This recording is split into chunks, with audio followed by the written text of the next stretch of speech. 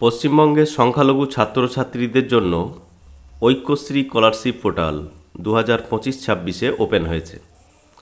এই পোর্টালে কারা আবেদন করতে পারবেন, আবেদনের কি শর্ত রয়েছে, রিনিউয়ালের ক্ষেত্রে কি বলা হয়েছে, বিস্তারিত জানাবো এই ভিডিওতে। সঙ্গে থাকবেন। চ্যানেলে নতুন হলে সাবস্ক্রাইব করে পাশে বেল আইকনে ক্লিক করবেন। বন্ধুদের সাথে ভিডিওটা শেয়ার করে তাদেরকেও ইনফরমেশন দেওয়ার চেষ্টা করবেন। তো বন্ধুরা, ঐক্যশ্রী স্কলারশিপ পোর্টাল এবছর 2025-26 শিক্ষাবর্ষে ওপেন করা হয়েছে। এখানে সংখ্যালঘু ছাত্রছাত্রী অর্থাৎ বৌদ্ধ, খ্রিস্টান, জৈন, ইসলাম, পার্সি, শিখ সমস্ত ধর্মাবলম্বীর ছাত্রছাত্রীরা ক্লাস 1 থেকে এই স্কলারশিপের আবেদন করতে পারবেন। তো সংখ্যালঘু ছাত্রছাত্রীরা এখানে আবেদন করতে পারবেন। আবেদনের কি শর্তাবলী রয়েছে এখানে দেখবেন, সমস্ত বিস্তারিত দেওয়া রয়েছে। আবেদনকারী ছাত্রছাত্রীকে অবশ্যই পশ্চিমবঙ্গের বাসিন্দা হতে হবে। পূর্বতন পরীক্ষায় ন্যূনতম 50% নাম্বার থাকতে হবে, অর্থাৎ আগের পরীক্ষাগুলোতে 50% নাম্বার থাকতে হবে, শুধু প্রথম শ্রেণী ছাড়া। এবং যারা টিএসপিতে আবেদন করবেন তাদের ক্ষেত্রে 50% নাম্বার না থাকলেও আপনারা আবেদন করতে পারবেন। ছাত্রছাত্রীর নিজস্ব ব্যাংক অ্যাকাউন্ট থাকতে হবে। বিদ্যালয়ে শিক্ষার্থীদের জন্য বাংলা শিক্ষার যে ইউনিক আইডি নাম্বার থাকে সেই আইডি নাম্বার দিয়ে আবেদন করতে হবে। বাবা অথবা মায়ের ব্যাংক অ্যাকাউন্ট হলেও চলবে, শুধুমাত্র প্রি মেট্রিক ছাত্রছাত্রীদের জন্য। অর্থাৎ যারা ক্লাস 1 থেকে মাধ্যমিক লেভেল পর্যন্ত ছাত্রছাত্রী রয়েছে তাদের ক্ষেত্রে বাবা মায়ের অ্যাকাউন্ট দিয়েও স্কলারশিপ করা যাবে।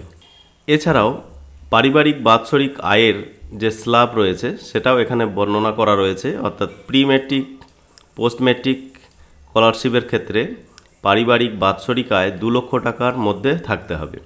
মেরিট কাম মেন স্কলারশিপ এবং Swami Vivekananda merit cum main স্কলারশিপের ক্ষেত্রে 2,50,000 টাকার মধ্যে পারিবারিক বাৎসরিক ইনকাম থাকলে আবেদন করা যাবে।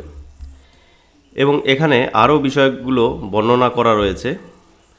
দ্বিতীয় শ্রেণী থেকে দশম শ্রেণী এবং দ্বাদশ শ্রেণীতে পাঠরত ছাত্রছাত্রীদের রিনিউয়াল করার জন্য কোনো আবেদন করার প্রয়োজন নেই।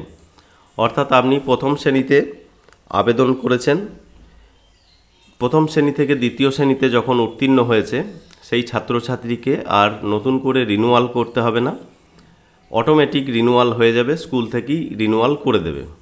এইভাবে দশম শ্রেণী পর্যন্ত যারা পড়াশুনো করবেন তাদেরকে রিনিউয়াল করার প্রয়োজন নেই। দশম শ্রেণীর পর একাদশ শ্রেণীতে যখন আপনি পোস্ট মেট্রিক স্কলারশিপের আন্ডারে চলে যাবেন তখন আপনাকে আবার নতুন করে 11-এ আবেদন করতে হবে। তো 11-এ যদি আবেদন করা থাকে 12-এ গিয়ে অর্থাৎ দ্বাদশ শ্রেণীতে গিয়ে আর নতুন করে রিনিউয়াল করতে হবে না, অটোমেটিক সেটা রিনিউয়াল হয়ে যাবে। তবে মাঝখানে কোনো ছাত্রছাত্রী যদি স্কুল পরিবর্তন করেন সেই ক্ষেত্রে আবার তাকে আবেদন করতে হবে। একই স্কুলে পড়াশুনো করলে দ্বিতীয় শ্রেণী থেকে দশম শ্রেণী পর্যন্ত সকলের জন্য এখানে রিনিউয়াল অটোমেটিক হবে। এবং এই যে রিনিউয়াল প্রসেসটা, যেটা আপনার মোবাইল নাম্বার দেওয়া থাকবে স্কলারশিপ আবেদনের সময়, সেই মোবাইল নাম্বারে SMS-এর মাধ্যমে আপনাকে জানানো হবে যে আপনার এবছরের রিনিউয়াল করা হয়ে গেছে। সেই মেসেজটা আপনি খেয়াল রাখবেন। যেসব ছাত্রছাত্রী প্রথম শ্রেণী বা নতুন স্কুলে ভর্তি হয়েছে সেই সকল ছাত্রছাত্রীদের এবং একাদশ শ্রেণীতে যারা ভর্তি হবে তাদের জন্যই অনলাইন আবেদন করতে হবে। অর্থাৎ নতুন আবেদন একমাত্র প্রথম শ্রেণীতে যে সমস্ত ছাত্রছাত্রীরা ভর্তি হবে বা স্কুল পরিবর্তন করে নতুন স্কুলে ভর্তি হবে, এবং যে সমস্ত ছাত্রছাত্রীরা দশম শ্রেণীর পর একাদশ শ্রেণীতে অর্থাৎ পোস্ট মেট্রিক স্কলারশিপের আন্ডারে চলে যাবে তাদেরকে একাদশ শ্রেণীতে নতুন আবেদন করতে হবে। বাকিদের ক্ষেত্রে সব অটোমেটিক রিনিউয়াল হয়ে যাবে।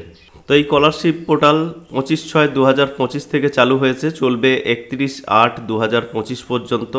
যারা নতুন আবেদন করতে চাইছেন অর্থাৎ স্বামী বিবেকানন্দ স্কলারশিপ বলুন বা প্রথম শ্রেণীতে আবেদন করতে চাইছেন, সেই ক্ষেত্রে কিভাবে অনলাইনে আবেদন করতে হয় পরবর্তী ভিডিওতে আপনাদেরকে অবশ্যই দেখিয়ে দেবো।